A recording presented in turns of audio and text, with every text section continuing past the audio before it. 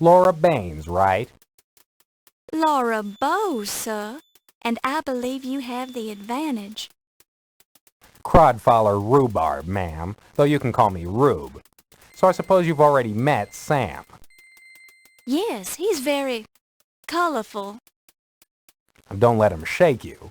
He's tough on the outside, but inside he's got a heart of stone. I'm sure he... Pardon me? What did you say? Never mind, just pulling your leg. Why don't you take this desk right here and we'll get you settled in? That's very kind of you. Mr. Augustini sort of left me on my own. I have to start on this story about a burglary at the Lion Decker Museum.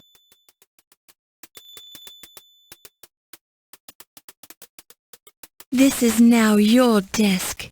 It's very old and looks like it hasn't been cleaned thoroughly in years, but it's sturdy and serviceable. You peel up a corner of the blotter to reveal a small key. You pick it up and place it in your purse.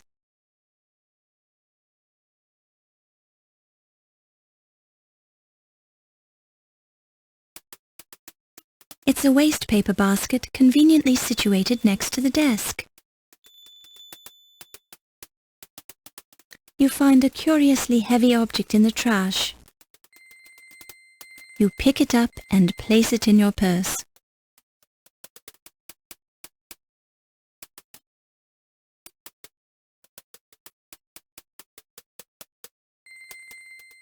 While this is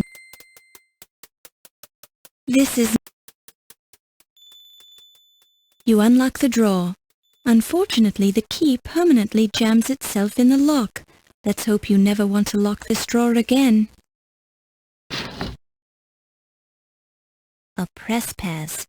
It reads, Press.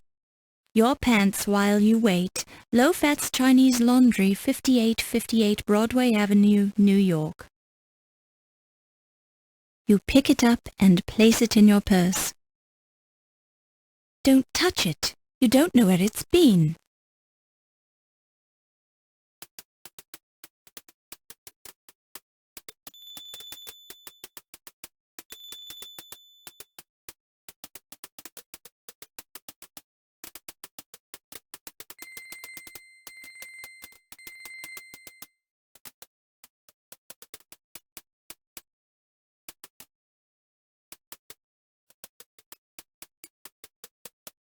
Now what's the scoop on the flower shop? You mean the speakeasy? The flower shop's just a cover. Look for a fella there named Ziggy. He knows a lot and tends to talk too much.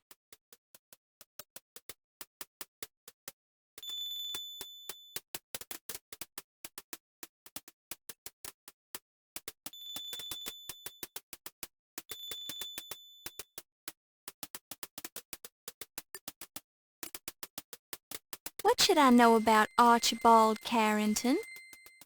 Carrington hasn't been in the States long. He's from England, but somehow he doesn't quite come off on the level. Call me stupid, but I just think the guy should be more concerned about museum property vanishing. His first month on the job, too.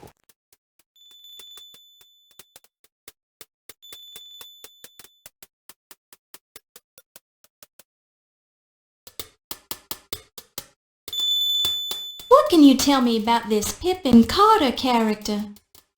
A queer bird, if ever I've met one. Kind of comes across as cultured, yet he's a loudmouth, you know what I mean?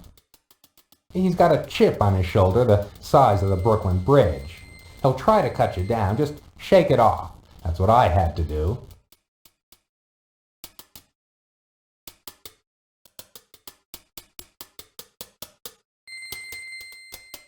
Have you dealt with Detective O'Reilly? I know he's assigned to the case. I didn't get anything out of him. Maybe you'll have better luck being a lady and all.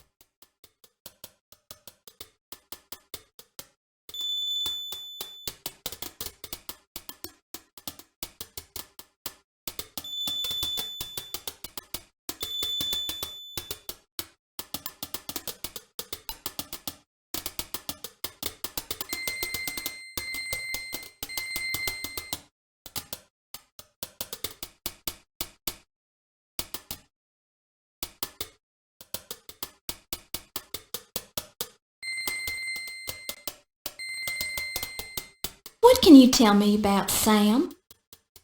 He's a perfectionist. I badmouth him now and then, but, well, he's given me plenty of breaks, so I owe him a few.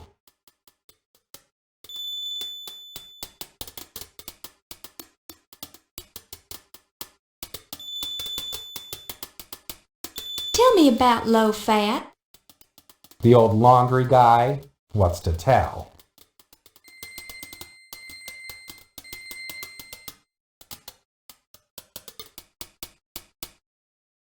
Have you heard the name John Bow? Don't think so. He a relative of yours? He's my father. Oh, Sam's friend. Never met him, I'm afraid.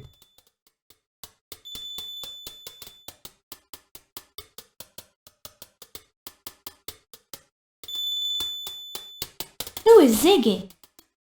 He's what we politely call a stool pigeon. Basically, the guy squeals for cash. Amazing that the guy hasn't had his neck broken by now.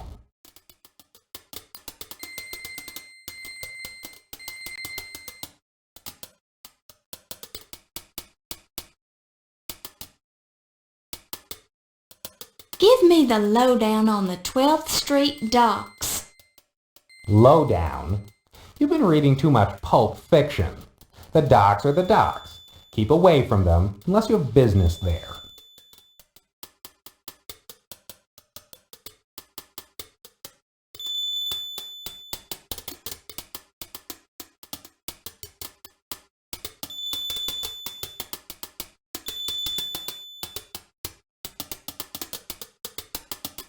Is there anything I should know about the Lion Decker Museum? Yeah, I went down there. I did get that far in the investigation, at least. I met the museum's president, a stodgy old croaker named Archibald Carrington III. Cagey guy, didn't seem overly concerned about the dagger. You might see if you can get a little bit more out of it. I also spoke with a Pippin Carter. Nasty little squirt. He acts like the world owes him a living. Apparently, he's the one who's originally discovered the dagger in Egypt, along with some of the other junk in the exhibit. Now he was hot about the dagger. Took the whole thing like it was a personal stab at him. No pun intended.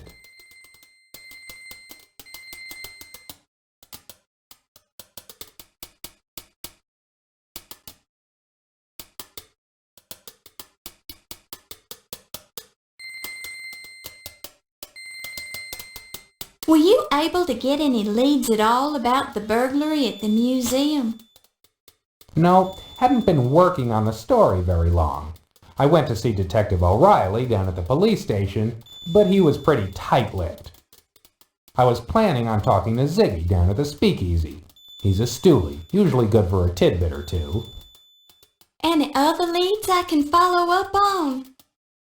With due respect, ma'am, it's going to be your byline on the story, not mine.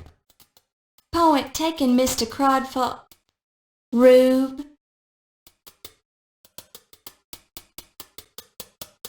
Although your vision is excellent, it well timed.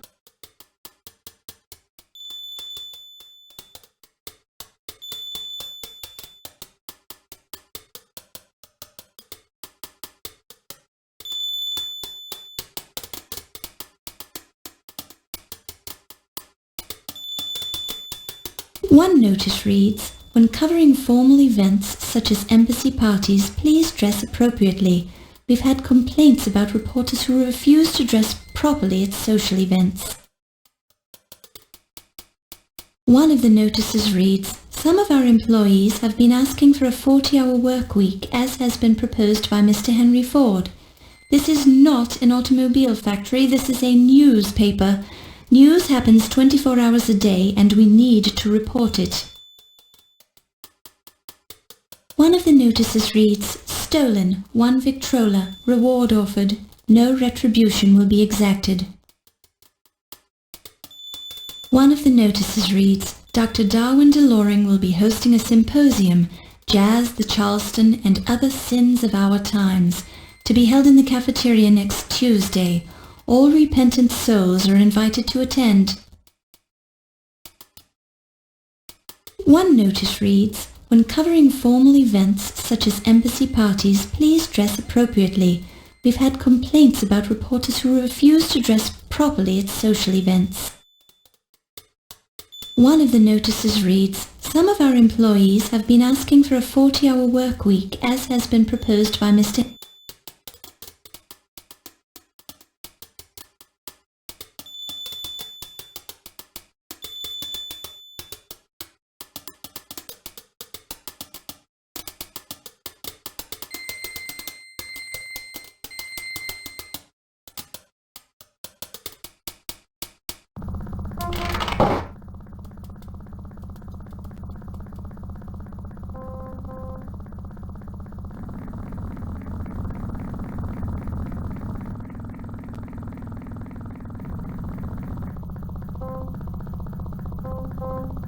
There are no cars coming from this direction. Busy New Yorkers on their way to work, ignoring everyone else as they concentrate on putting one foot in front of the other.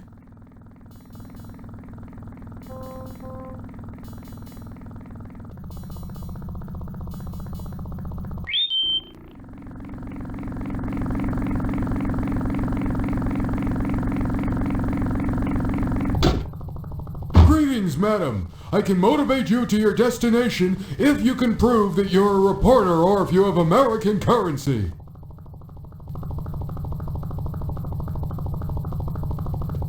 To what location would you like to be motivated, madam?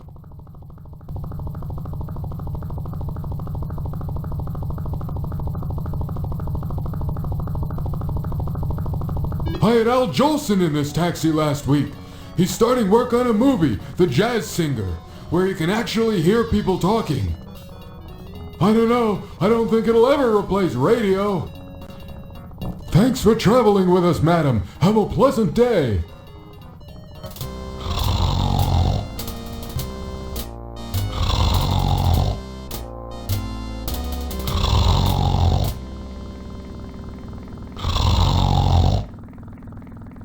Excuse me, sir. Don't bother me, lady. I'm sleeping.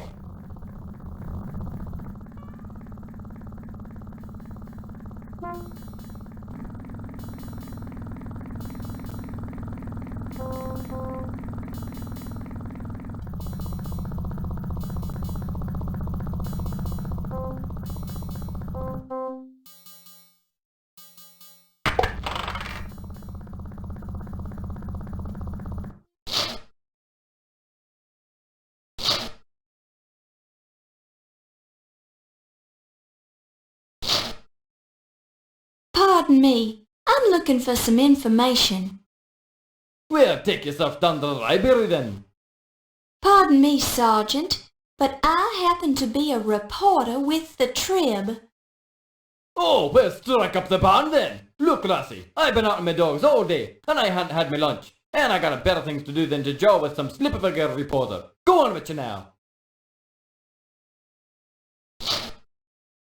Wanted by FBI, Al Capone. Approach with caution. Contact FBI for details. Needed. Volunteer with aeronautic training. Opportunity for co-pilot on first transatlantic flight, Roosevelt Field to Paris, next spring. Contact C. Lindbergh, Hamilton 6656.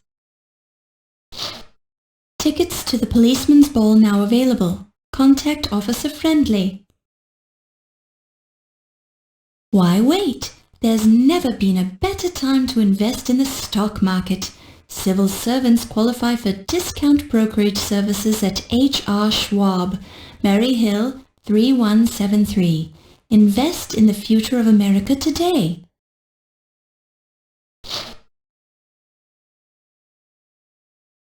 Please remember, as of June 15, 1924, all Indians are now full citizens of the USA.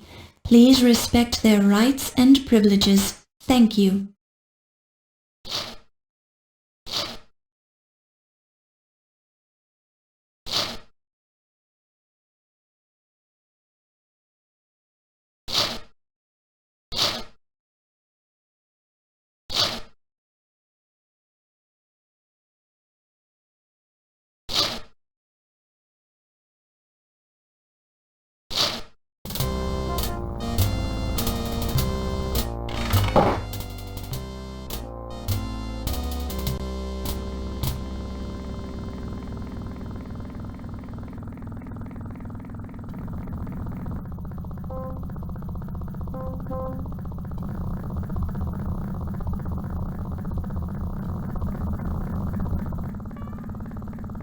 The paper is full of old news and a valuable coupon.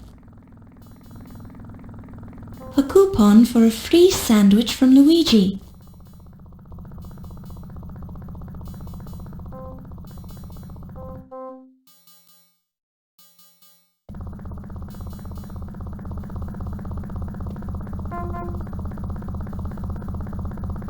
You pick it up and place it in your purse.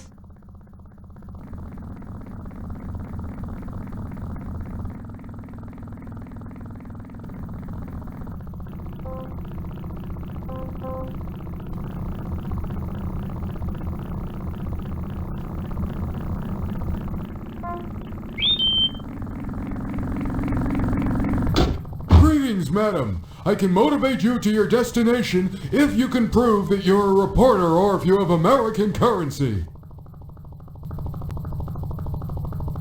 To what location would you like to be motivated, madam?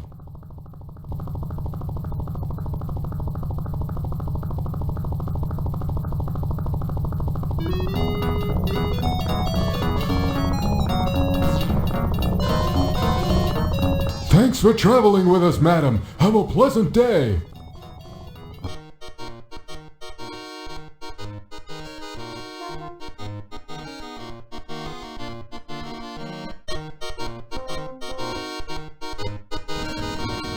I believe I would like a sandwich.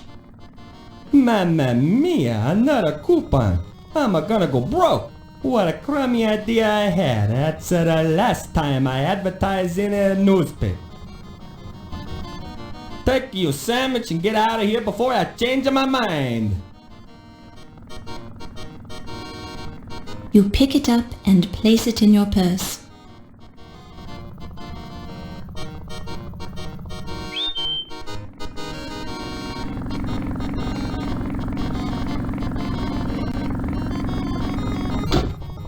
Greetings, madam. I can motivate you to your destination if you can prove that you're a reporter or if you have American currency. It reads Taxi Operator's License, New York Taxi Control Authority. The bottom of the license reads, License renewed September 5, 1926. The driver's name is Rocco.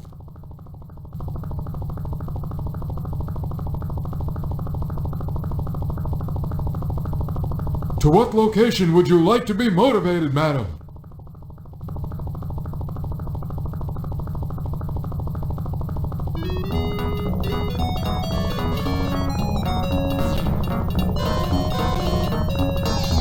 Thanks for traveling with us, madam. Have a pleasant day.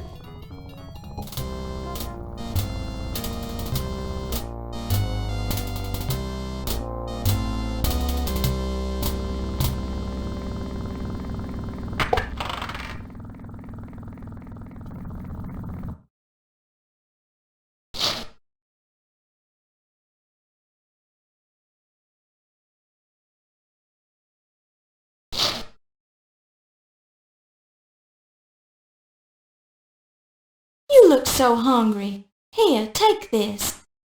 Sure, this a corned beef sandwich on rye. Bless you, lassie. Don't mind if I do. Sure, and it tastes fresh too. Mmm.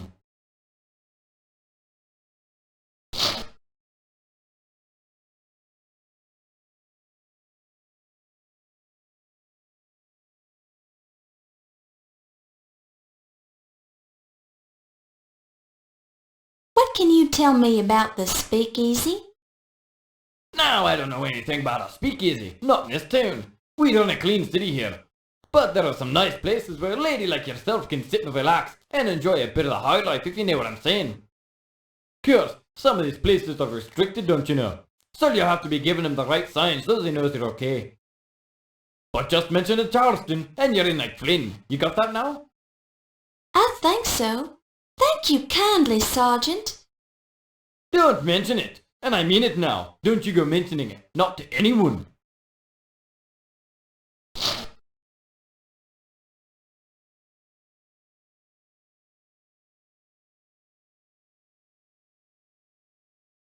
I'm looking for information about a man named Ziggy. What would a lass like yourself be wanting with scum like that? Never you mind why. I'm just looking for information about him. I suppose it's no big secret. Not round here, anyways. Ziggy's is a first-class little rat fink. Couldn't cut it as a crook on his own. Now he has to go around spoiling it for the rest of them. Nasty little big mouth, though he does seem to hear an awful lot. If you're looking for him, he's the kind of man that hangs around in speakeasies. Not that we have any in New York City, mind you. We've got these places closed up good and tight.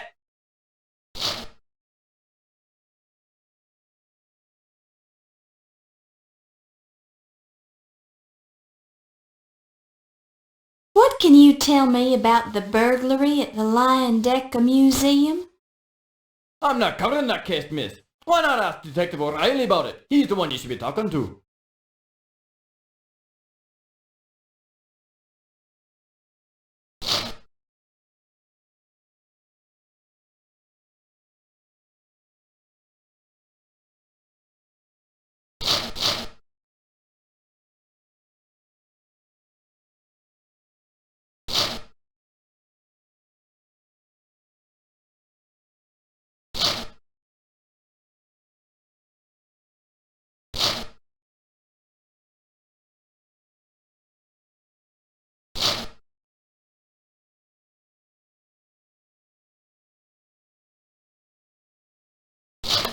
You knock politely.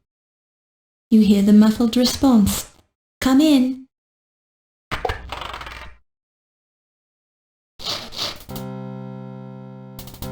Sure and begorra, I'm Detective O'Reilly. What would you be wanting then, lass? I'm Laura Bow from the New York Daily Register News Tribune. I'm looking into the burglary at the Dagger Museum, and I understand you're handling the case. Would it be possible for me to look at your report? You can't be a reporter, lass. You're a girl. The Trib only hires men. I am a reporter, sir, and you can check with my editor, Sam Augustini, if you don't believe me. I thought that Crodfeather guy was going to be writing the robbery article. Crowdfaller was assigned to it, but the story is mine now. Can I see that report, please? It's very technical, lass. I don't think you'll be learning much from it. Thank you for your concern, Detective, but I'd like to be the judge of that. You're a determined girl. I'll say that much for you. Have a look then. The file on the Dagger Museum burglary is nothing more than a single handwritten page. It mentions only one stolen object, the Dagger of Amon Ra. The burglar or burglars left no fingerprints or other clues. Their method of access to the museum is unknown. In summary, the police are baffled about the burglary at the museum at this point. Some parts of the report seem vague. The report is signed by Detective Ryan Hanrahan O'Reilly. There's only one page to this report. Where's the rest of it? That's all of it right now. It's rather vague, isn't it? Good police work takes time, and I'm a very busy man. I haven't had time to follow up on the burglary. So what if a museum loses a knife?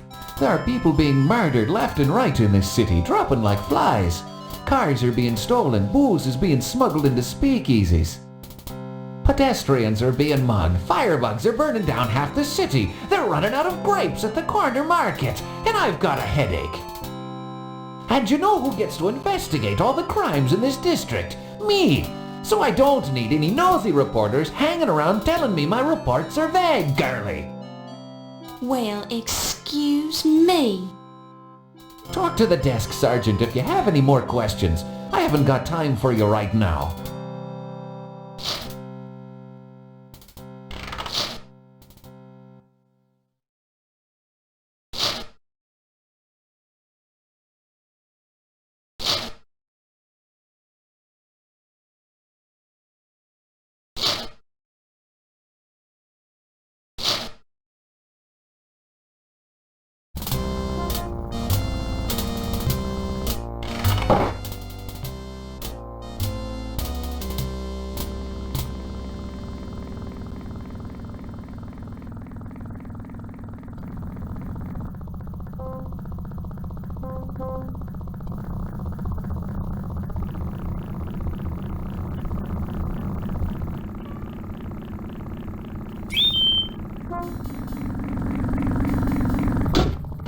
Greetings, madam. I can motivate you to your destination if you can prove that you're a reporter or if you have American currency.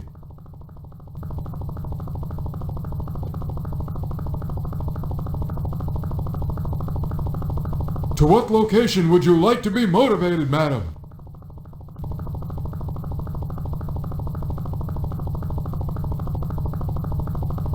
Heard about that new Air Commerce Act that was just passed? It's the one that provides federal aid for airlines and airports.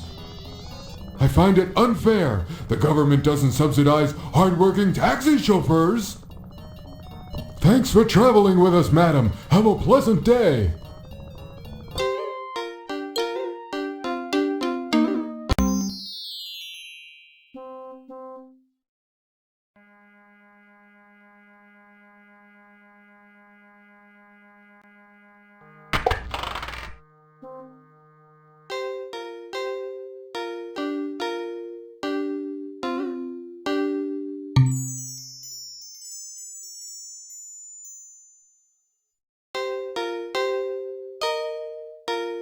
Excuse me. Yes, please. I was just wondering, do you work here?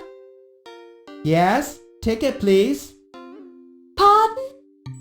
Ticket please. You here to pick up, yes? Oh, no, I'm sorry. I was just looking around. Okay, look all you want. Looking is free, laundry not so.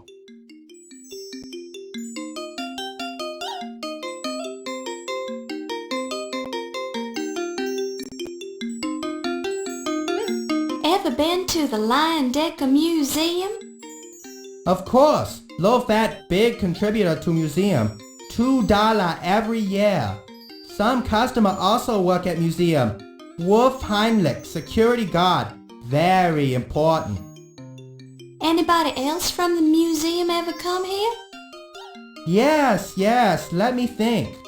Woman doctor, Greek name. Olympia something. Magilakati Miklos? Yes, that's it. Olympia Miklos.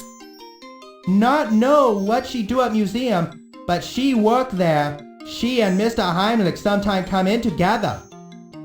Have you been there recently? Not been there in, must be almost a year. Whoa, time to send in another $2. Besides Mr. Heimlich and Dr. Miklos, are any of your other customers museum employees? Not think so. Oh wait, how could I forget? Yvette Delacroix, very lovely lady. She work at museum.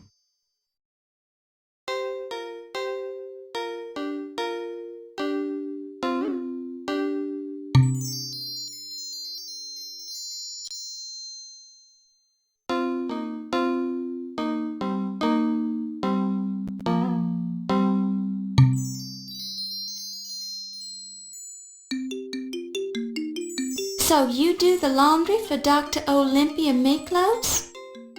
Yes, spooky lady. All black clothes. She nice, but scary.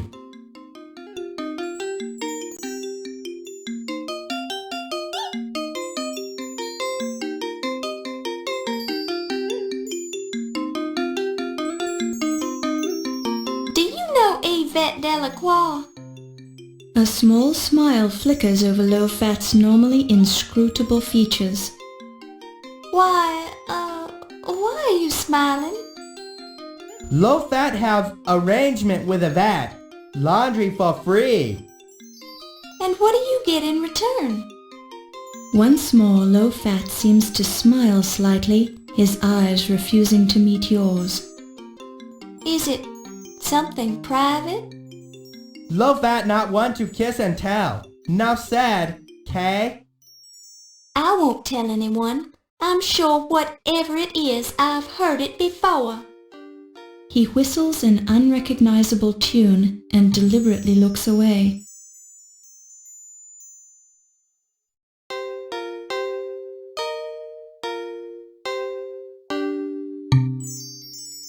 Tell me about Wolf Heimlich. What's so funny? Nothing. Wolfie funny man. Take himself very seriously. Stand up straight. Act like soldier. What else can you tell me about him? Occasional bloodstain. Never sweat. Very tidy. Only see him once in a while.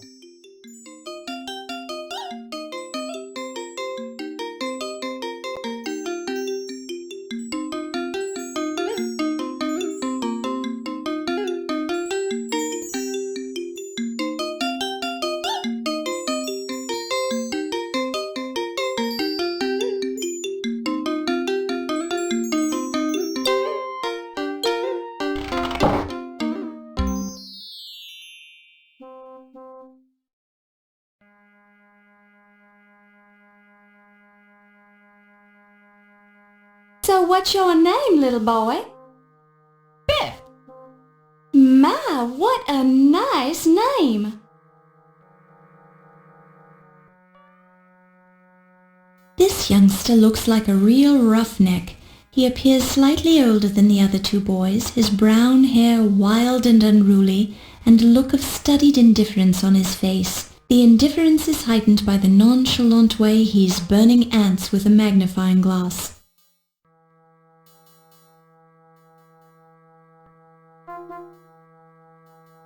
It's a nice day, isn't it? I don't know. Well, there's not a cloud in the sky and the sun is shining. I guess. Makes the ants light quicker, that's for sure.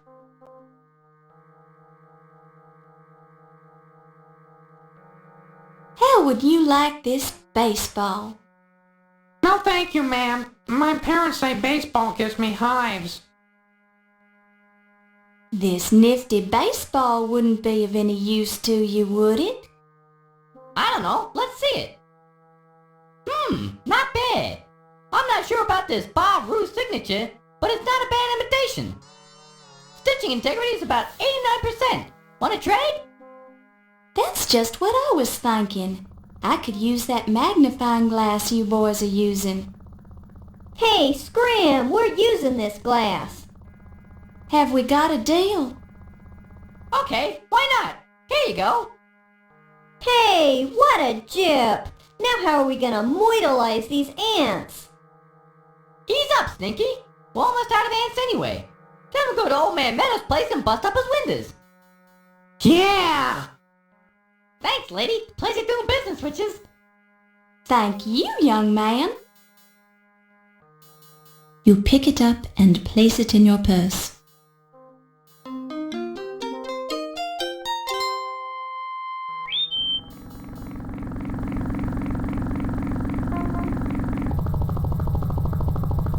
Greetings, madam. I can motivate you to your destination if you can prove that you're a reporter or if you have American currency.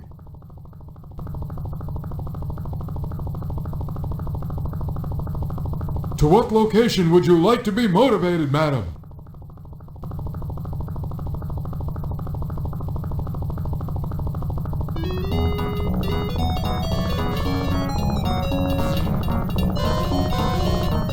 Thanks for traveling with us, madam. Have a pleasant day.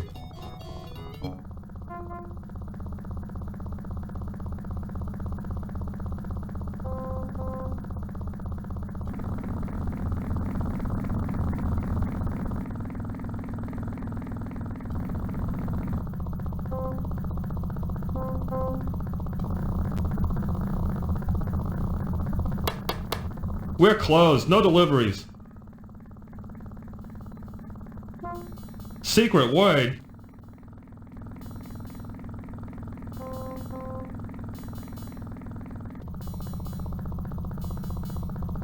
The password is Charleston. Well, why didn't you say so? Come on in.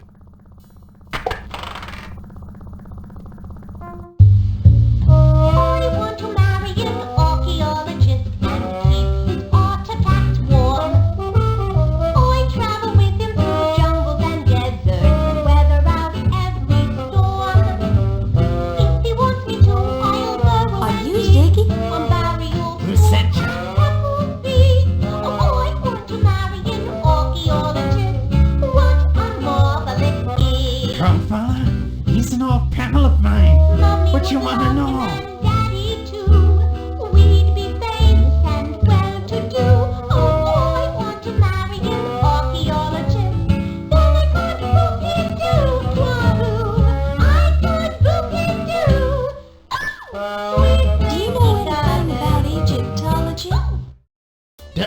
Egyptian I know is an accountant named Ramses Najir, something like that. He bugs me sometimes by asking me riddles. I can never figure him out. What kind of riddles? Well, today Ramses came in and asked me a two-part riddle. What's the room you leave without entering? And what's the room you enter without leaving? As usual, I told him I didn't give a hoot about his silly questions, so he left. It is better to know some of the questions than all of the answers. James Thurber.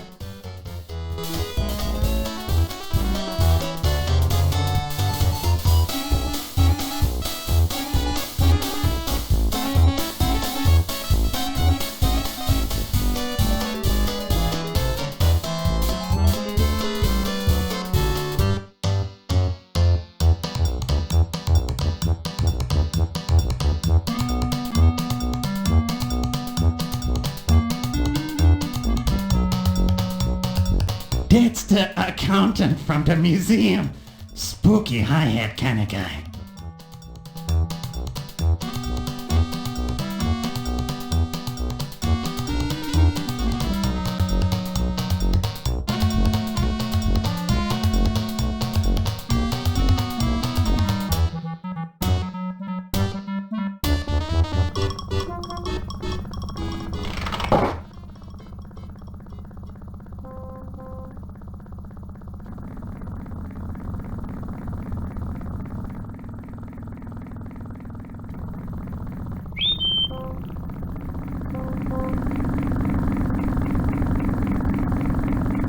Greetings, madam. I can motivate you to your destination if you can prove that you're a reporter or if you have American currency.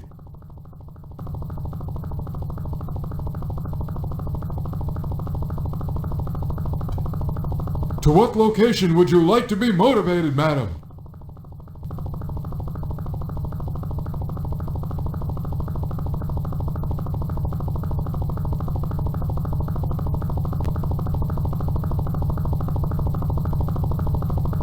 Have you read that new book by Carl Sandburg? It's Abraham Lincoln, The Prairie Years. Actually, it's the first 2 volumes of a 6-volume biography, and I find it quite stimulating reading. Thanks for traveling with us, madam. Have a pleasant day. Hi.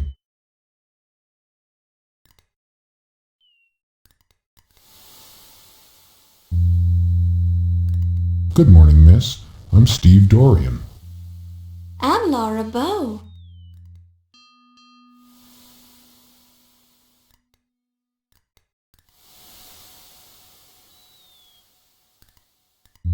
Boy, do I remember that guy. He supervised the unloading of the Egyptian crates from the ship. It was a bunch of stuff for the museum, and he was real protective about it.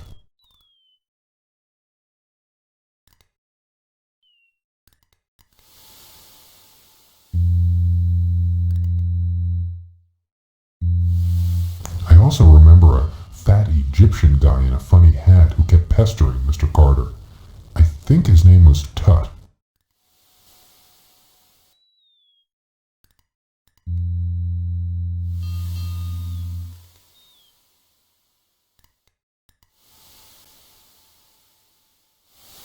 Mr. Carrington came in on the Andrea Doria. I remember because he had the heaviest steamer trunk I've ever lifted. And it smelled funny, too. Gave me a big tip. Then that rich lady picked him up in a taxi. He called her the Countess Waldorf Carlton.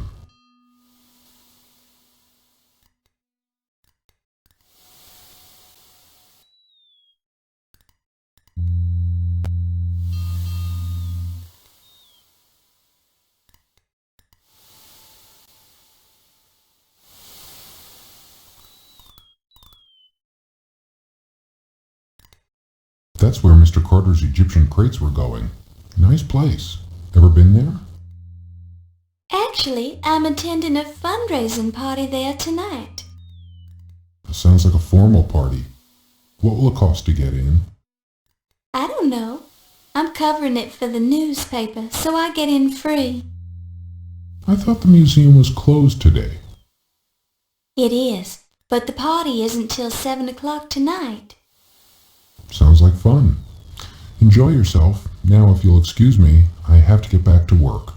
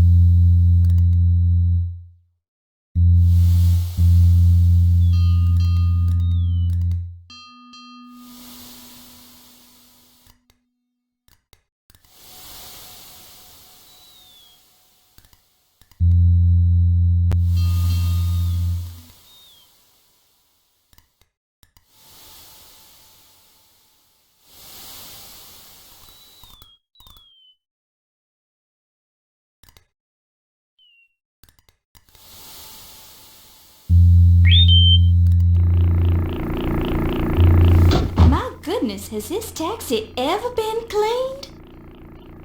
I cleaned it up 2 years ago. You got a problem with that?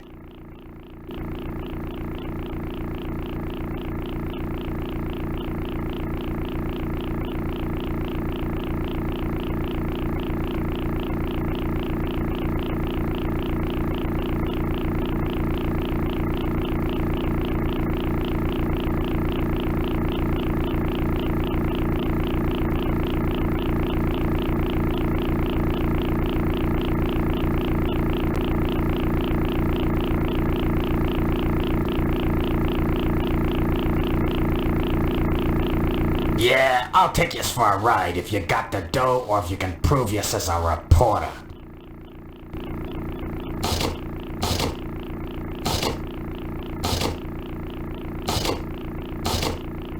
You pick it up and place it in your purse.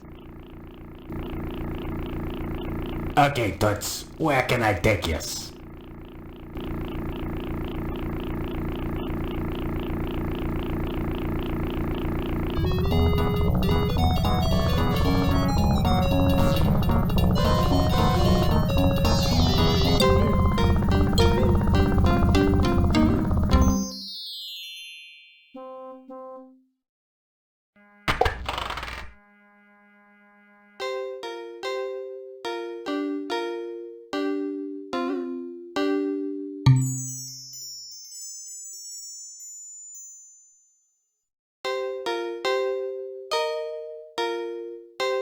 This claim ticket 2 years old today. You very lucky woman. Almost give this clothes away. It'll be ready Tuesday. Ha ha ha. Just kidding. Ancient Chinese joke. Actually, this isn't mine at all. I found this claim ticket just a little while ago. I'd feel badly if somebody would have come back for this. You worry for nothing. Nobody come in for 2-year-old laundry. Lady who owned this dress probably dead by now. Ha ha ha. You're a strange man, Mr. Fat, but I kinda like you.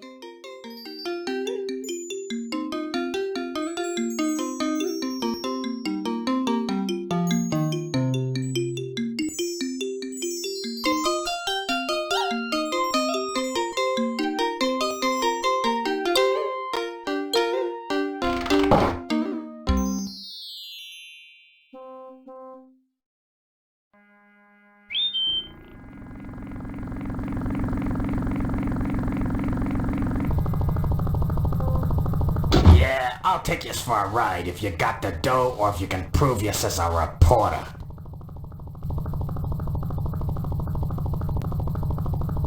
Okay, Toots, where can I take you?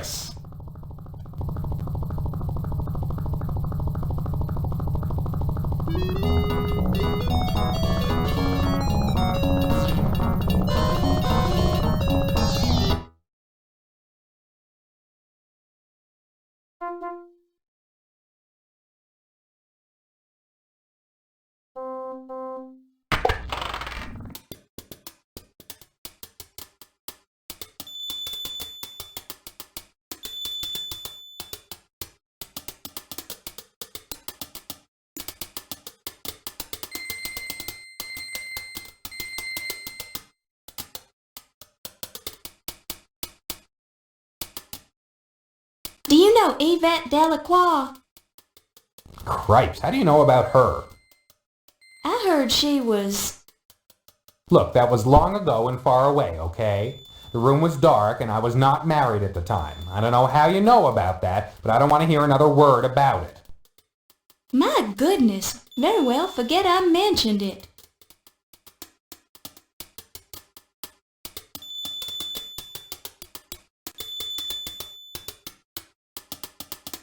Do you know Wolf Heimlich? That one doesn't strike a bell. Sorry.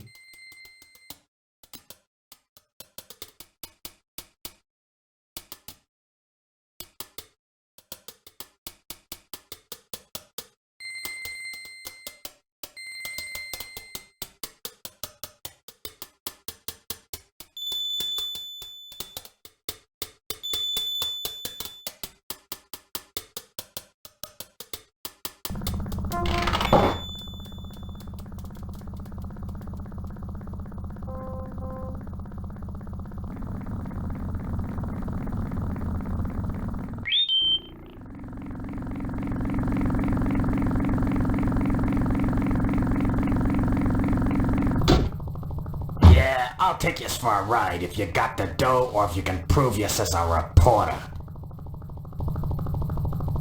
Okay, Toots, where can I take yous?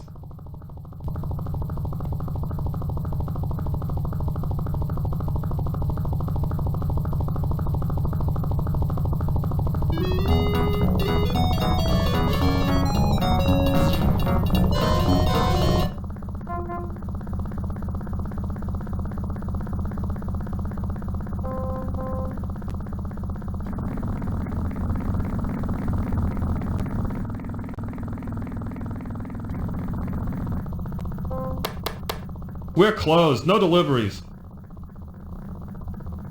Secret word?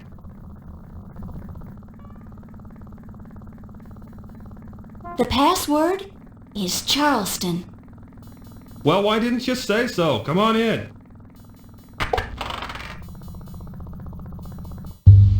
I want to marry an archaeologist and keep his artifacts warm.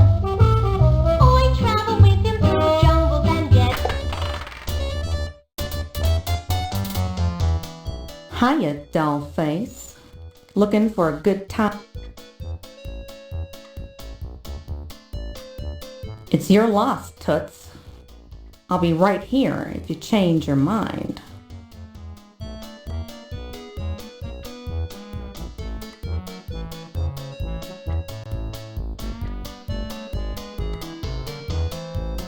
Nice body.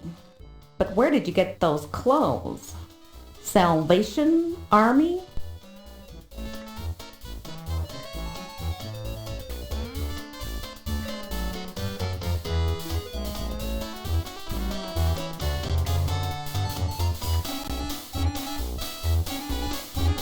You haven't seen the Countess come into the speakeasy yet, have you?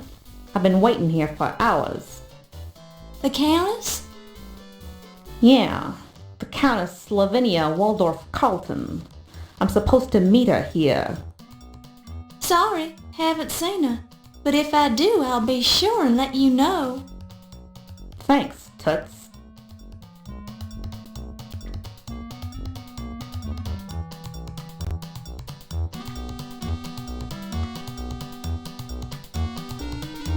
What do you know about the Countess?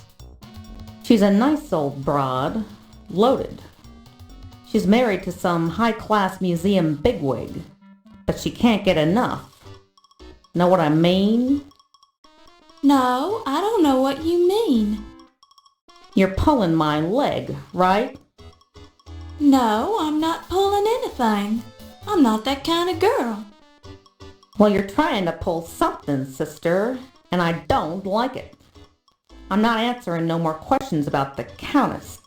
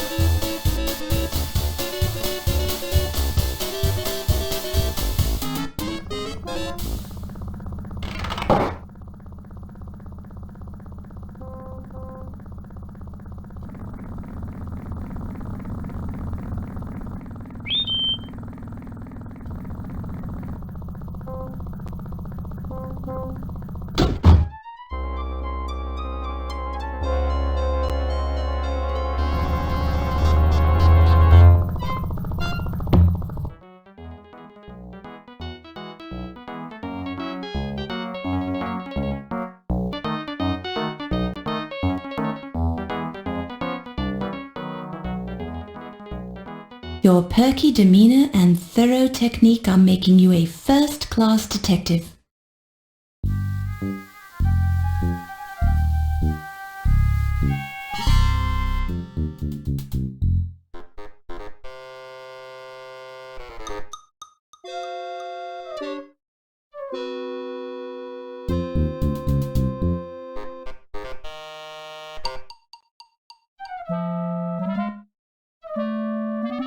Danke, Fräulein. I'll return this pass when you are leaving.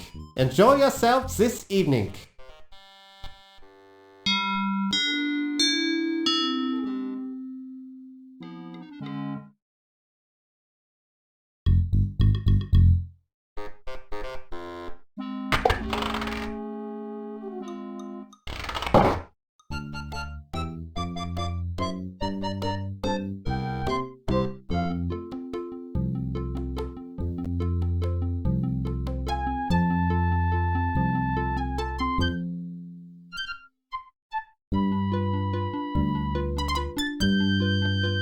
Heard any good rumors lately?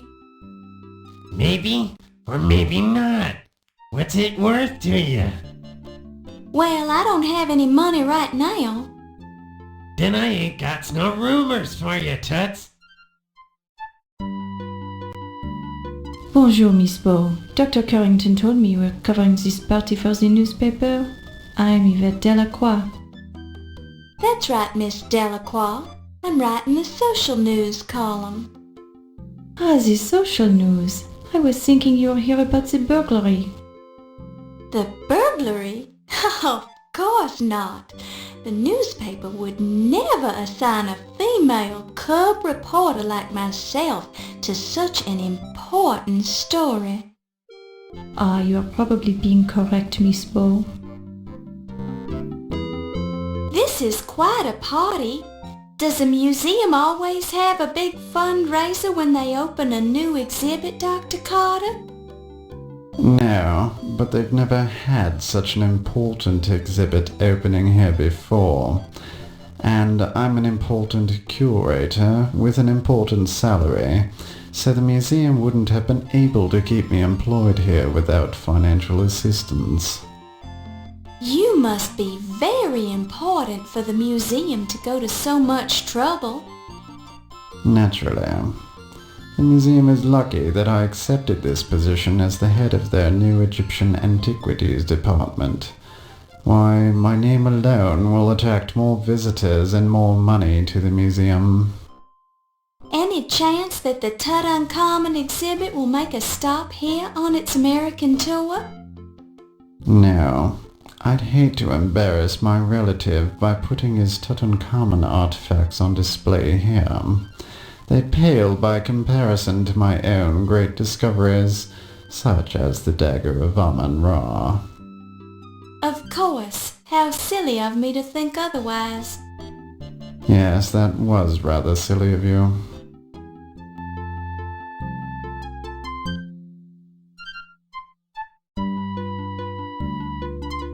Heard any good rumors lately? Maybe or maybe not. What's it worth to you? Well, I don't have any money right now.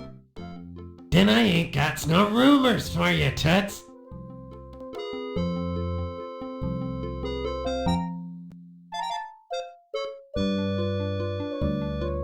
I'll tell you, most of the cops around this town stink. But O'Reilly's different. He's okay. He really knows how to treat a mouthpiece, you know? I made some good jack working for him.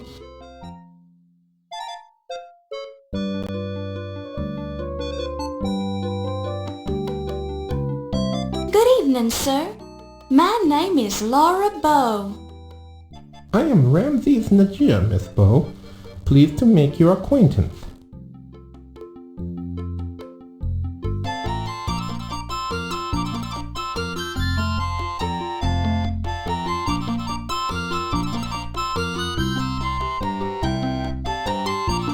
I know the dagger was heisted. I might even know who done it, but I ain't talking. If you know, why won't you go to the police?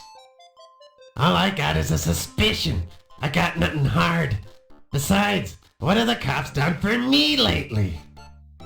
This is in the interests of justice. Who are you trying to protect? I'm trying to protect me. Now flip.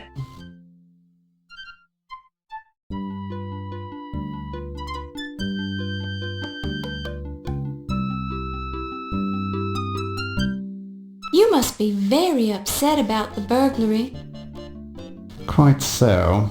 If I ever find out who stole my Dagger of Amon Ra, they won't live to regret it, I can assure you. Oh my! Do you have any idea who would do such a thing? I have my suspicions, but I need more proof before I subject him to the full force of my wrath. Have the police learned anything? Those incompetents? Hardly.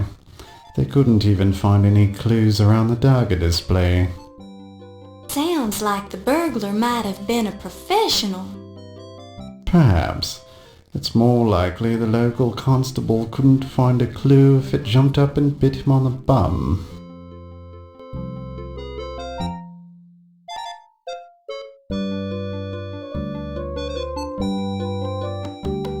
It is terrible to think someone could break into this museum and steal something so valuable. Monsieur Heimlich, he is all broken up about it, although he doesn't show it.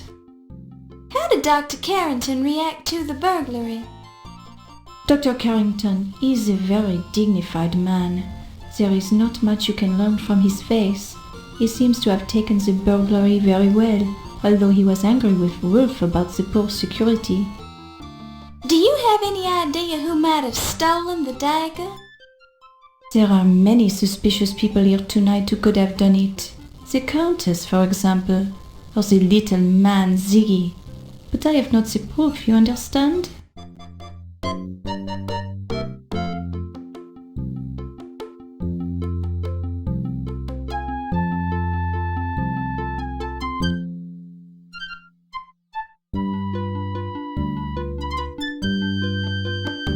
This speakeasy, it used to be the good place of the business for me, no?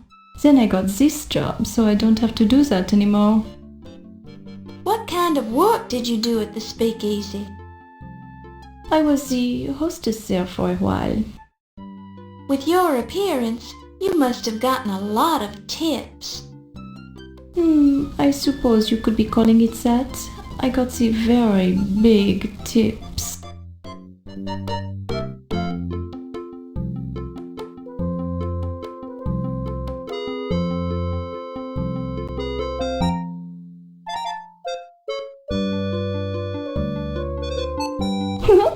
Ah, the godfather! I met him only once on the train. The train was the sleeper car. It was dark, and I climbed into his berth by mistake.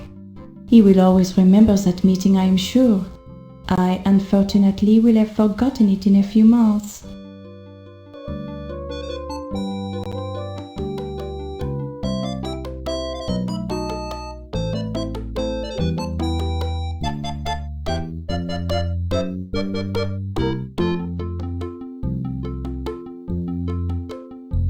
The Lofat, I know him. The little laundry I take to the cleaners, Lofat does it himself.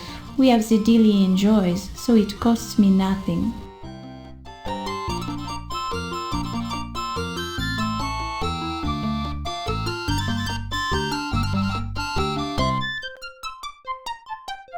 The annoying little man, I met him at this speakeasy long ago, but he is not my class of person, no. He is of the criminal type.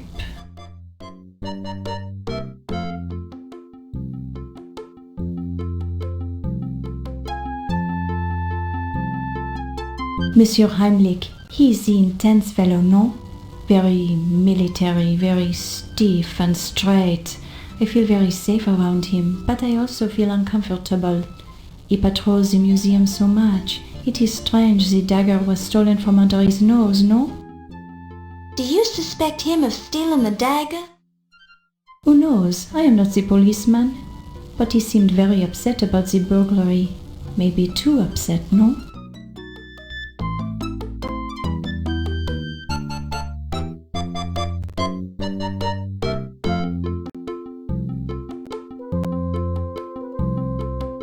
You already asked me this, Miss Bow.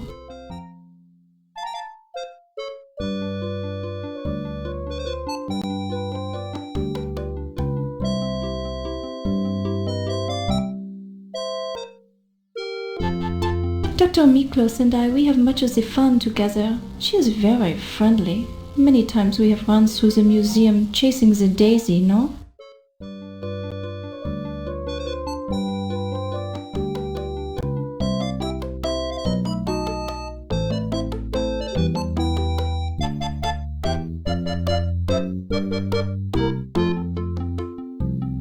Monsieur Najir, he is a funny little man. I see him in many strange places in the museum, but he is only the accountant for us, so I don't understand why he is here all the time. Do you think Mr. Najir could have stolen the dagger? Why, because he is the Egyptian? I do not think so, Miss Bo, but I do not know him so very well. He is a man after all, and who knows how they are thinking.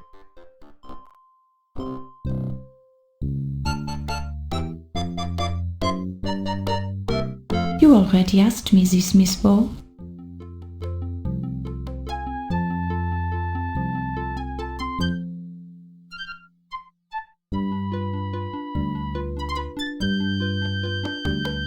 Ah, the Countess. She is not what she seems, no? What do you mean? Her last husband, he was afraid of her. He told me. Then as I learned more, I was becoming afraid of her too. Why? She seems like a nice old lady. It is all the act, no? She is a dangerous one. Now I think she is after Dr. Carrington's money, since I am seeing them together so often lately. I don't understand. Why is she so dangerous? Just be trusting me, Miss Bo. Stay away from the Countess. People die when she's around. Oh dear.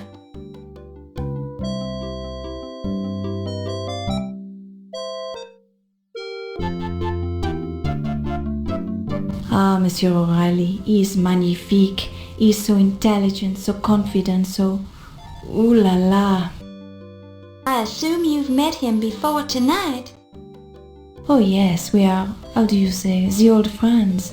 And it never hurts to have the highly placed friend on the local police force, no? I suppose that's true. What do you think of his burglary investigation? People here, they keep saying Monsieur O'Reilly, his investigation of the dagger is not good, but he tries very hard. I have seen him work, but the dagger thief, he is very good, no? He? You think the burglar was a man? It is only the manner of speaking, Miss Bo. This burglar, she could have been the female as well.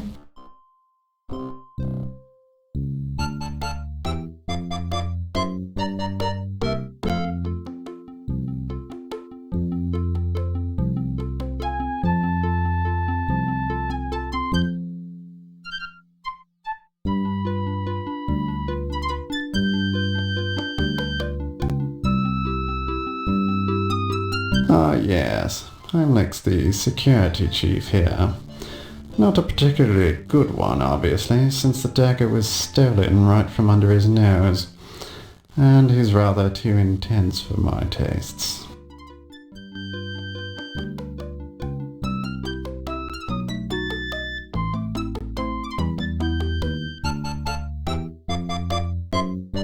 Ah, yes. Can't say I'm too impressed with Detective O'Reilly.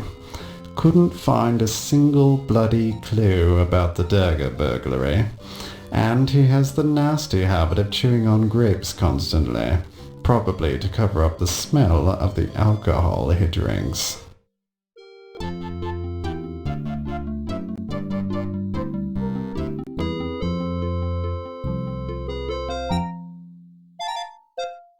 Rather an unfortunate name, I think.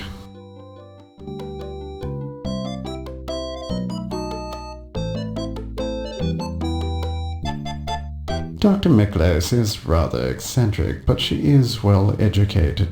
Received her training at one of the better universities in Athens, Greece.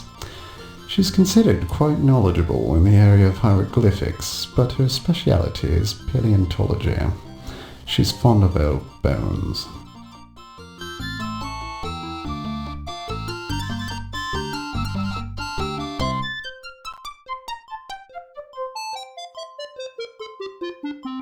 That trollop sleeps with everything that moves, and some things that don't.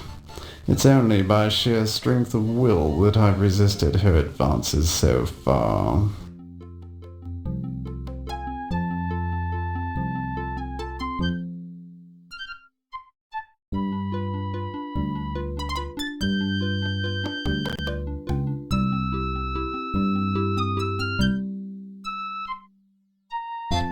already asked me that, you silly female.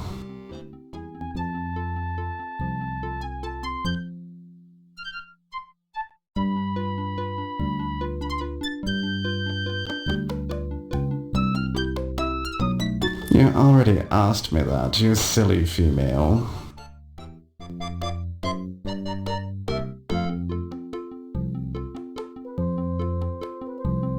Of course I know Ramses. There were several of them, actually. Ramses I was pharaoh during the 19th dynasty from 1307 to 1306 BC, but Ramses II made more of an impact on ancient Egypt.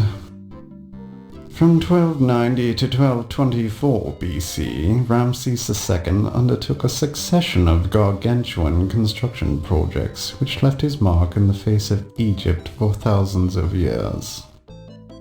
His mortuary site at Thebes, the Ramesseum, contains a temple to Amon Ra, a royal palace, a mortuary temple, and several storerooms. Actually, I was referring to Ramses Najir. Never heard of him.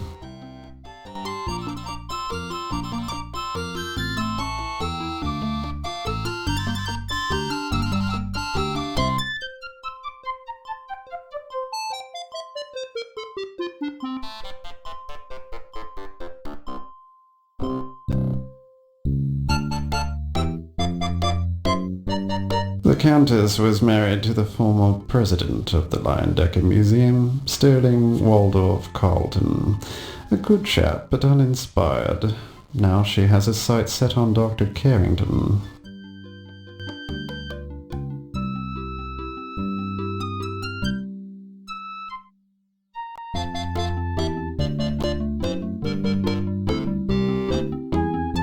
A crodfollow is some sort of miniature vegetable, isn't it? A potato, perhaps.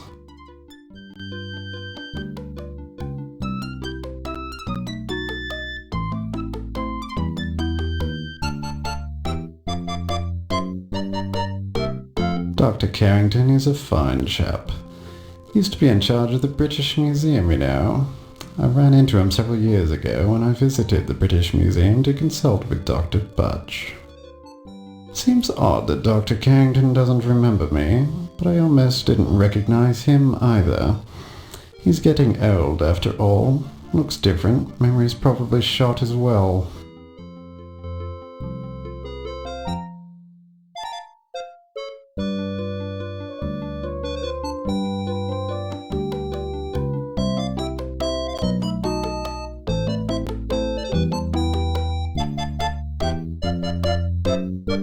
That's me, you silly girl. If you want to arrange an in-depth interview, we'll have to schedule it later in the week.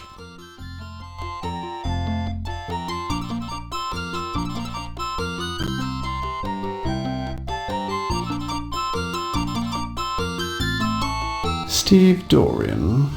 The stevedore with the ridiculous name. He's the fellow who helped unload my artifacts from the steamship. If it weren't for his odd name, I would have forgotten him entirely.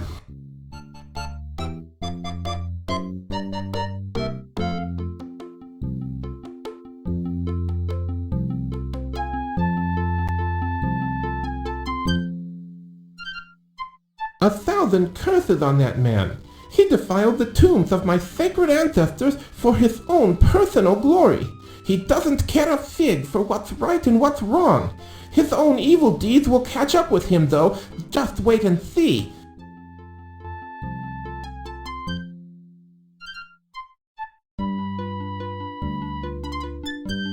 I have heard a great deal about Mr. Carrington, but I do not know him very well. We have only spoken once or twice, but he seems like a cultured, charming fellow.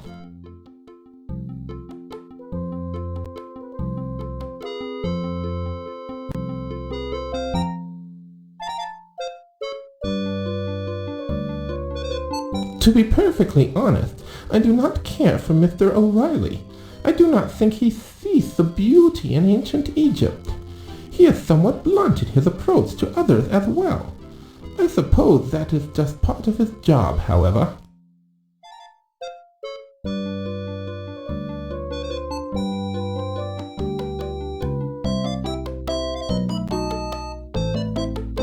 Dr. Miklos is a brilliant individual, but he is certainly a little strange.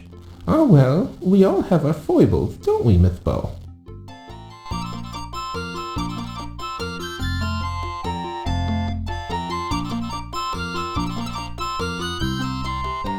Miss Yvette is a charming young lady, and so friendly. She seems genuinely interested in Egyptology. We had a long discussion about tombs one time.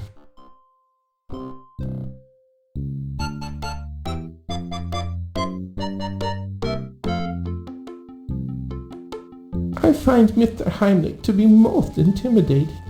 He seems to enjoy looming over people.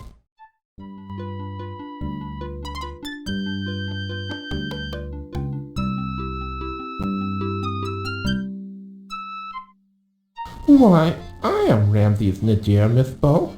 I am an accountant and a proud father of 2.5.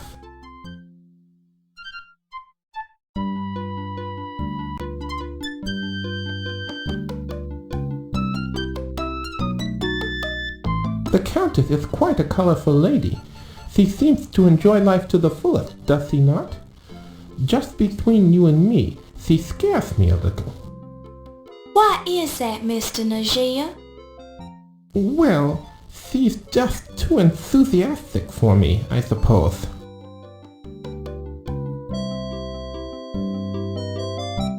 Good evening, Dr. Carrington. Good evening, Miss Bow. Good evening.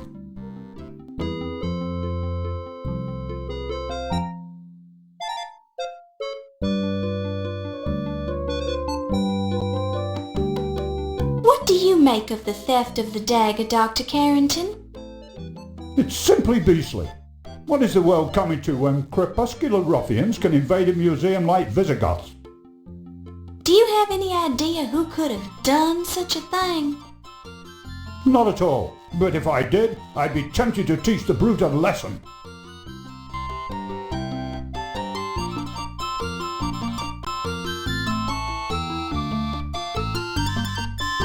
The fellow has quite an overinflated ego. He's got a legitimate reason for it, I suppose.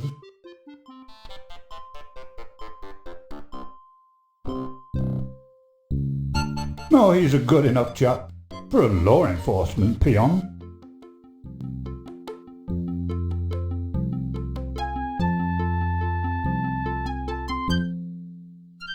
I'm not acquainted with the chap.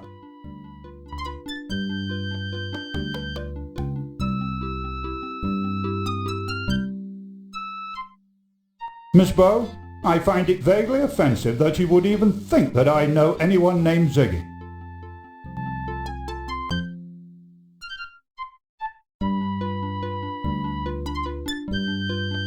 Dr. Miklos is one of the museum's most respected curators.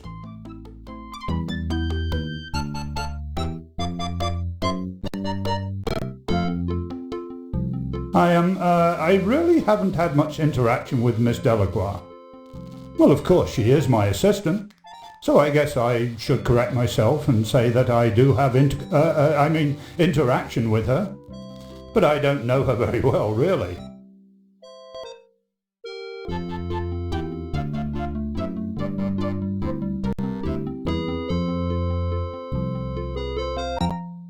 He's a real pip, a genuine go-getter, that fellow.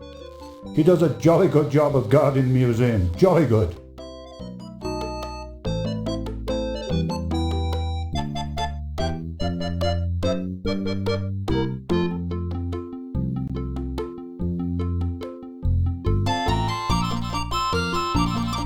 Now there's an intense personality. He doesn't look it, but there's something seething below the surface. I'm frightfully sure of it. In any case, the fellow is a fine accountant.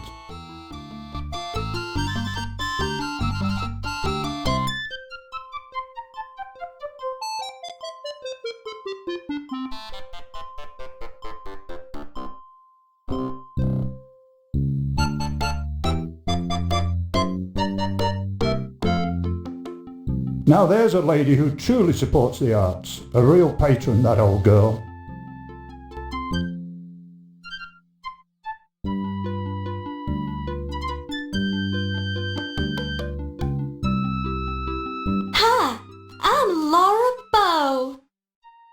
Being snobbish high society types, these partygoers just ignore you entirely. You're simply not a part of their social circle.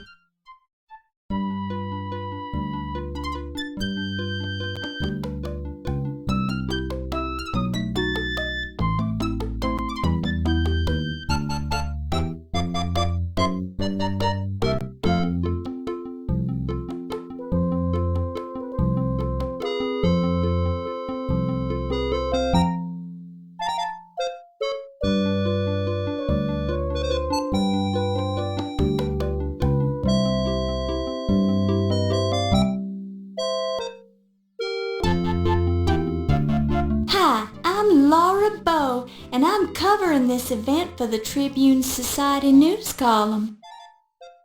Good evening, Miss Bow. I'm the Countess Lavinia Waldorf Carleton. Please be sure to spell my name right in your story.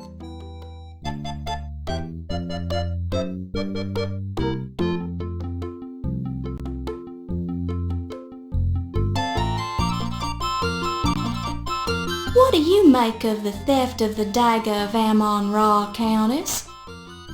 Oh, it's horrid. Simply horrid. What sort of creature? Do you have any ideas about who it might have been? Oh, my, no! I try not to associate with dreadful people, dear girl.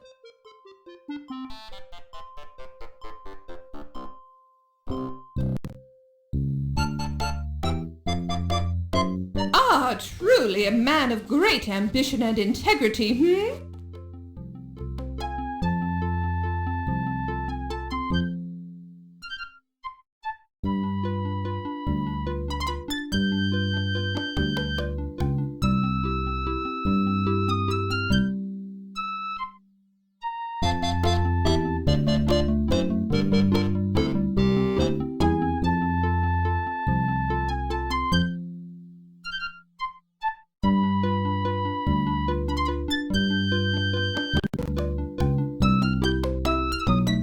Dr. Carrington, what about him? I know very little about the man. Now that's odd. I could have sworn Mr. Dorian said that you met Dr. Carrington in a taxi when he arrived on the Andrea Doria. Yes, so what if I did? I mean, yes, I did meet him that night. Our families are, old allies from the time of the War with Roses. I felt obliged to meet him upon his arrival. Noblesse oblige, you understand.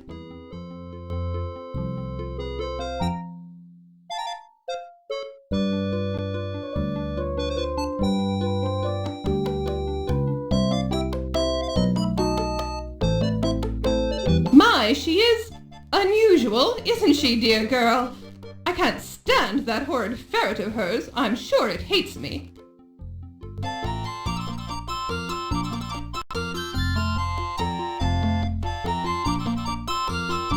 Oh, Mr. Heimlich is simply dreadful. I think his tiny taste of authority has gone to his little head, don't you, Miss Bow? You ask yourself...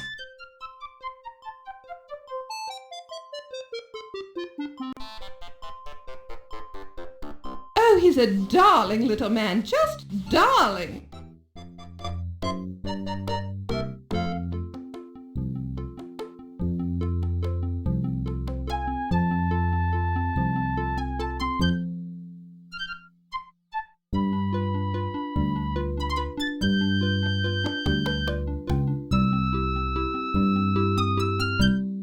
What a lovely boy! He has such charming manners, and he's so handsome,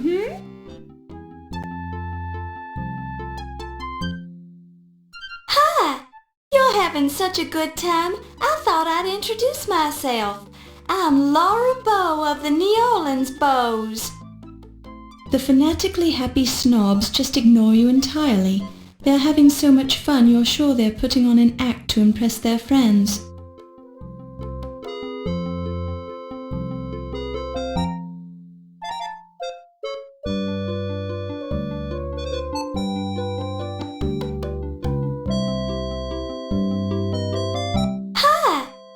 Having such a good time, I thought I'd introduce myself. I'm Laura Bow of the New Orleans Bows. The fanatically happy snobs just ignore you entirely. They're having so much fun you're sure they're putting on an act to impress their friends.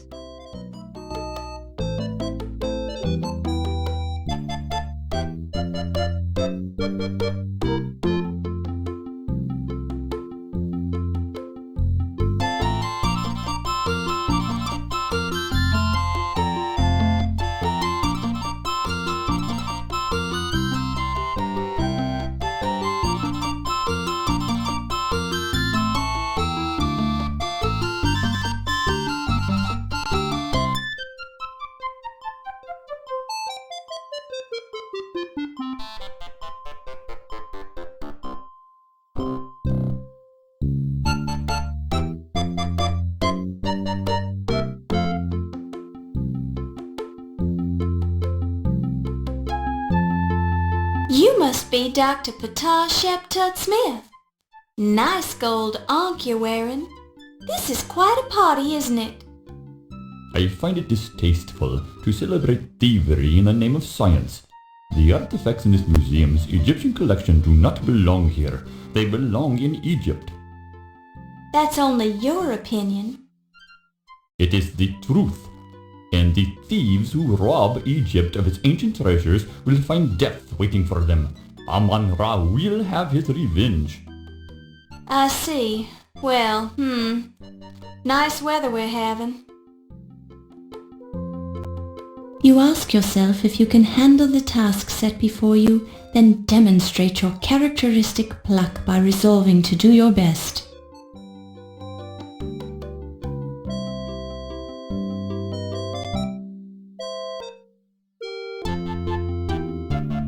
Have you heard anything about the burglary?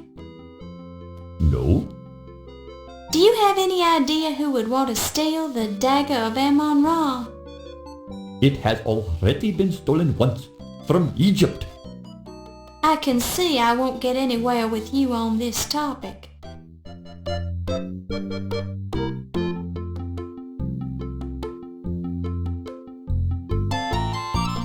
Good evening, Dr. Miklos. Oh, good evening, Miss Ball.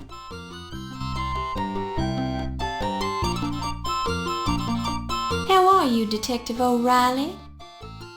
Just fine, lassie. You're looking lovely this evening.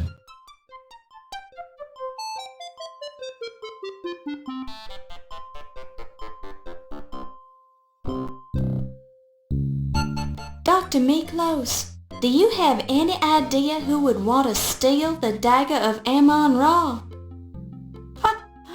Very funny. Everybody, silly girl. It's a priceless artifact. Not only that, but it is said that the blade is an unknown alloy that can slice through bone like butter. I suppose that was a silly question after all. Let me rephrase that. Do you know of anyone with any particular motive? Well, Tut Smith and Ramses Najir both wanted it very badly to return it to their homeland. But they are both so upset, it hardly seems possible that they could have done it. Then again, perhaps they are just fine actors.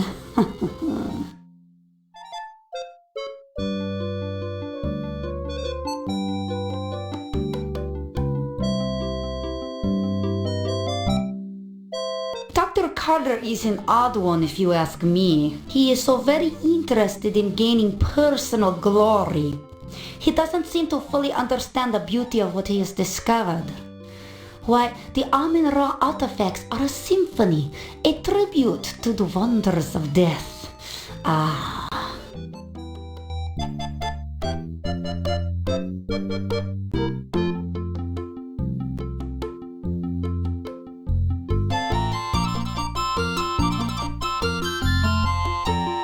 Dr. Carrington is a quiet one.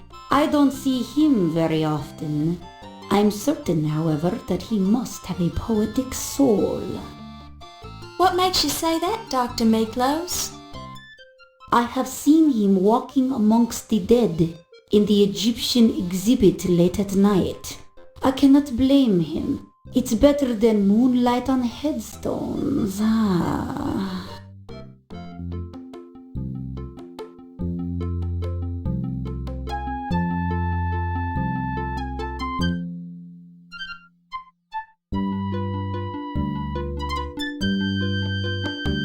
An odd little fellow, that one. He reminds me of one of the specimens in my dried rat collection.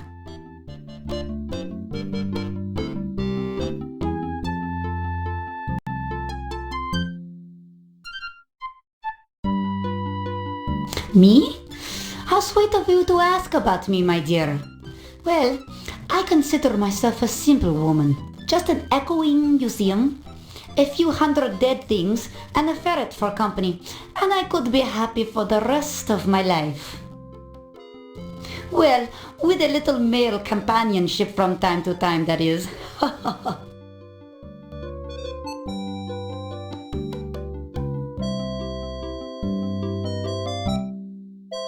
I find Yvette to be a charming young lady. Some people around here don't appreciate her zest for life, but I find her quite refreshing.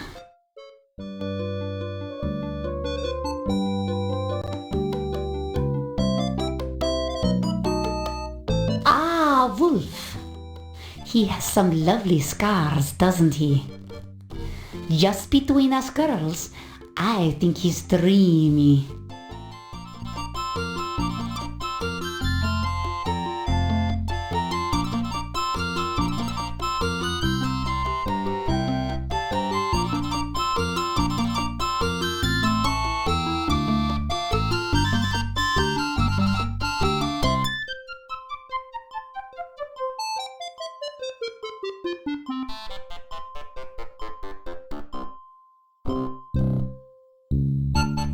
Mr. Najir is a very quiet one, isn't he?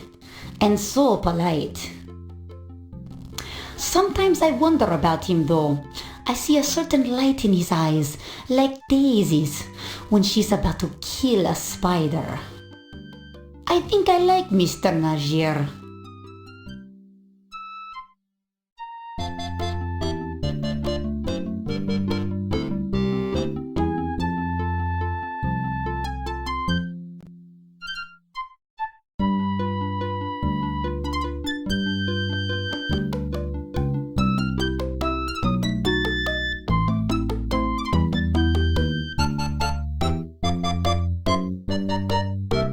I don't know if I trust that one. She screamed when she saw my beautiful dried rat exhibit and cried out like a baby when my ferret Daisy bit her ankle. Foolish woman.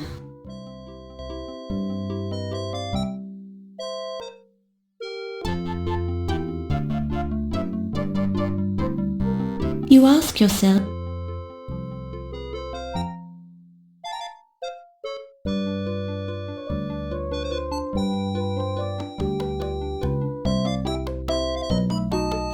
That man is a human weasel.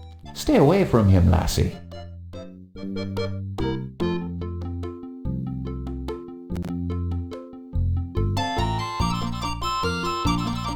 That fella is just too big for his britches, that's all I have to say. Someone ought to take him down a notch or two.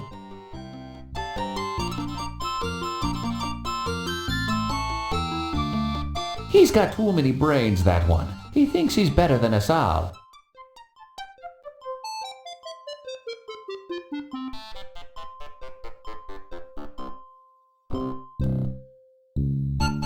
I think I've heard of your father, over in New Orleans, isn't he, lass? They say he was pretty good, for one of those southern boys.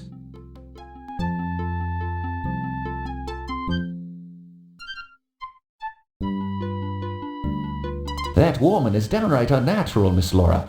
I'd stay away from her if I were you. She keeps asking me if I've got any scars, don't you know?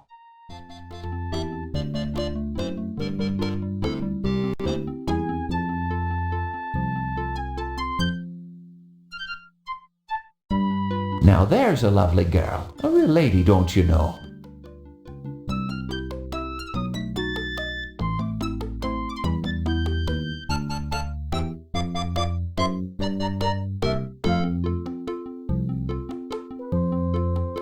He's not much of a security guard if you're asking me. How could I trust a man who allowed a thief to waltz right in here and steal one of the exhibits if he didn't do it himself? He hasn't even got an alibi for the night of the burglary, since he was here alone.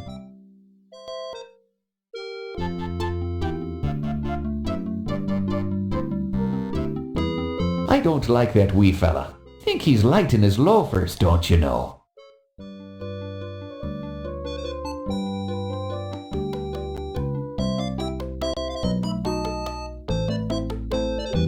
He seems nice enough, but I wouldn't trust anyone who works on the docks. They're pretty rough company for a wee lass like you.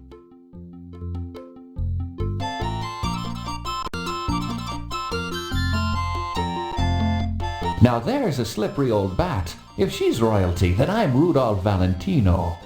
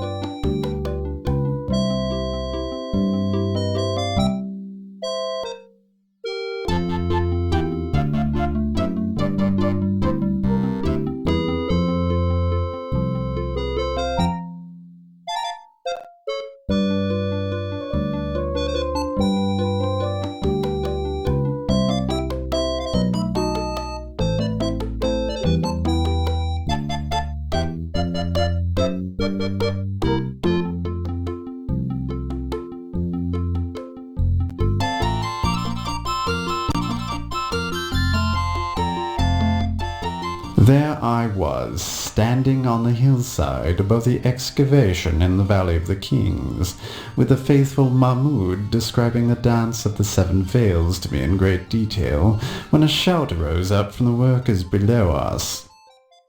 Sensing an important discovery at hand, since I have a sixth sense about these things, I scurried downhill to see that a step had been uncovered in the sand. It turned out to be the entrance to the Temple of Amon Ra. I took the trowel from the Boskafir and cleared the sand away from the rest of the steps myself, revealing the entrance to the temple. The seal of the Necropolis was intact on the door seal, indicating that the temple had not been disturbed. I knew that fate had brought me to the discovery I had been seeking for so long. Tireless after my exertion in clearing the staircase, I used a sledgehammer to break through the sealed doorway. Within lay the greatest accomplishment of my considerable career. Hidden within the darkness, untouched for thousands of years in the isolated temple, lay the magnificent Dagger of Amon Ra, the greatest discovery of modern archaeology. Good show! Magnifique! Very impressive, Dr. Carter. So, that's when you heisted it, right? No, I didn't heist it, you annoying little man. I took it out of the temple and showed it to the workers, who immediately fell upon their faces, all 350 of them, to show respect for my accomplishment. That's hard to believe, Dr. Carter. Egyptian workers have proudly worked the archaeological digs for many years. I would not think they'd exaggerate their respect for you to such an extent. But then you weren't there, were you, Mr. Nagier? Well, no, that's true. And when was the last time you were in Egypt, Mr. Nagier? You seem to have lost some of your accent. Well, it has been several years. I thought as much. Your discovery really was quite a remarkable achievement, Dr. Carter.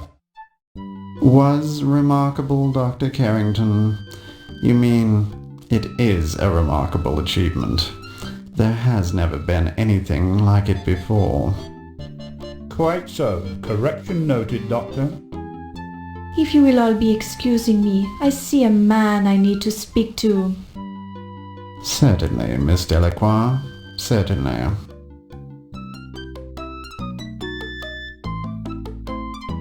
Boy, did he bet. She's some dish, ain't she? Yes, those French women really have something. I don't think my wife would ever have done it in a mummy case.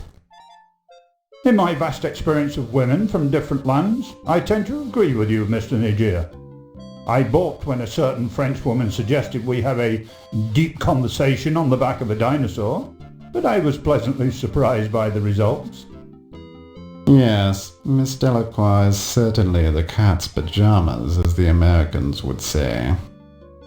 Yeah, we does come up with some good sayings, don't we? Quite.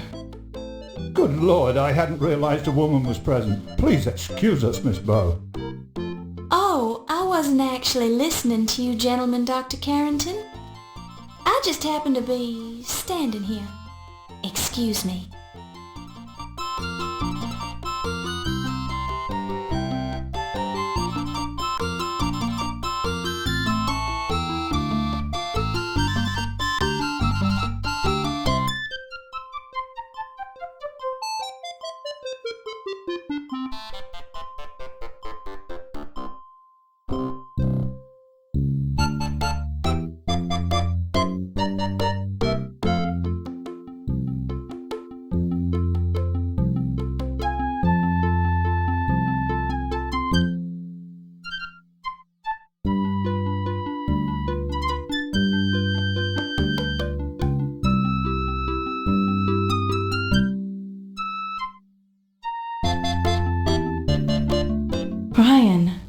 the hardest of times keeping my hands off you.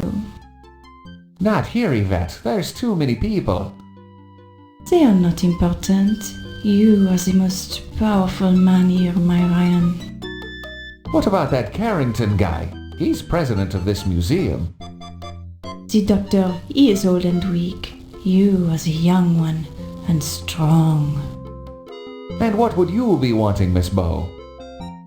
Oh, well, I thought I heard you call my name. You must have been hearing things. I didn't even mention your name. Oh, sorry. I've got to be going now. Excuse me. And what were you doing when that fancy dagger was being stolen then? Let me see. I was sleeping in my hotel room. You don't sound too sure about that. I haven't been sleeping too well since I arrived in this country. I'm tired, so I'm not thinking too well.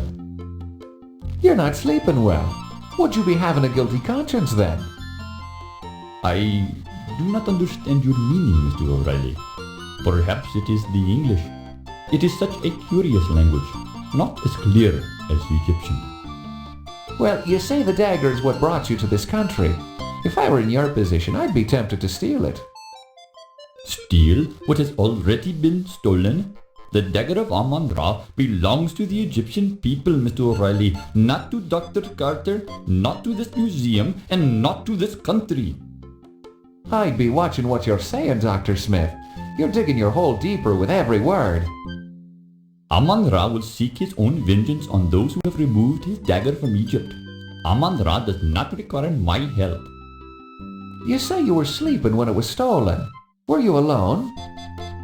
That, sir, is none of your business. Ah, that's where you're wrong, Dr. Smith. It is my business as long as you're a suspect in the burglary. A suspect? Do you Americans have no shame? I'm here to gain the return of the dagger by legal means. Ask Dr. Carrington. I have talked to Dr. Carrington, and I know he told you no dice. The matter is not settled until the last camel drinks from the water of the oasis. What's that? Some kind of Egyptian double talk? Excuse me, sir, but I see a turkey leg on the buffet table that requires my attention.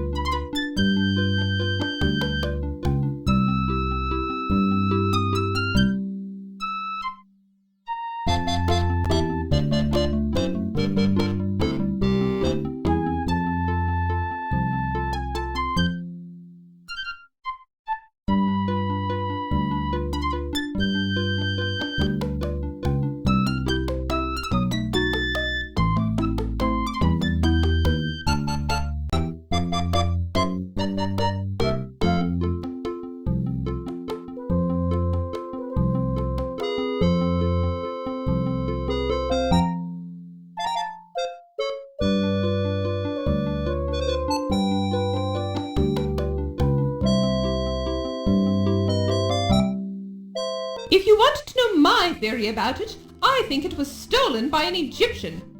No offense to your people, Mr. Nagier, but I think there is a secret sect of Egyptian sun worshippers who have sent an envoy here to steal the dagger. Countess, I hardly think that's likely. Secret sects like you're describing haven't existed in hundreds of years.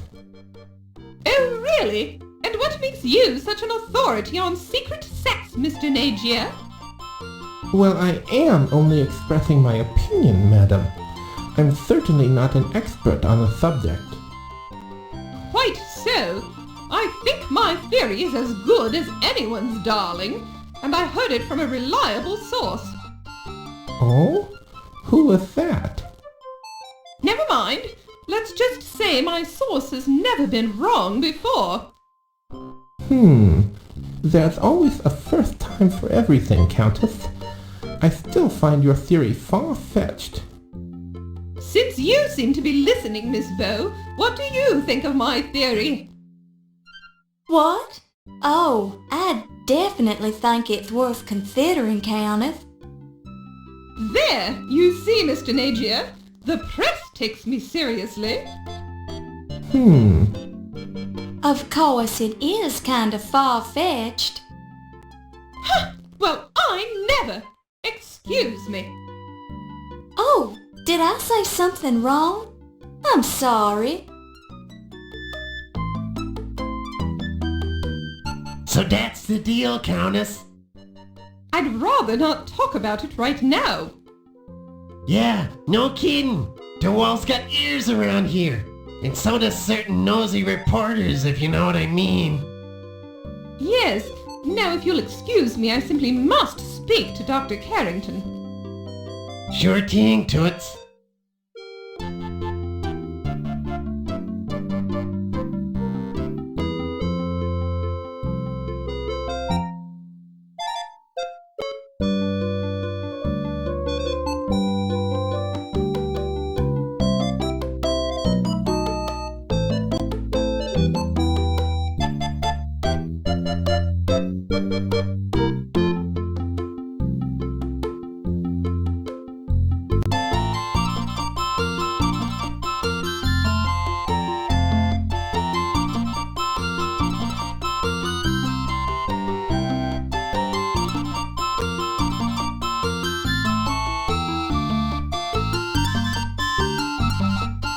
Well, ain't you the hoity-toity dame these days? I almost didn't recognize you with your clothes on. Excusez-moi, am I knowing you, sir? Ziggy's my moniker. You gonna pretend you doesn't know me? You are making the joke with me, no? Perhaps you have confused me with someone else? I ain't joking. You're a bit Delacroix. I know that body of yours anywheres. I am sure I am not knowing what you mean, Monsieur Ziggy. Oh, I get it. You's is worried one of these hi-hats is gonna hear us, right? Oh, okay. I'm clued in. We can talk later.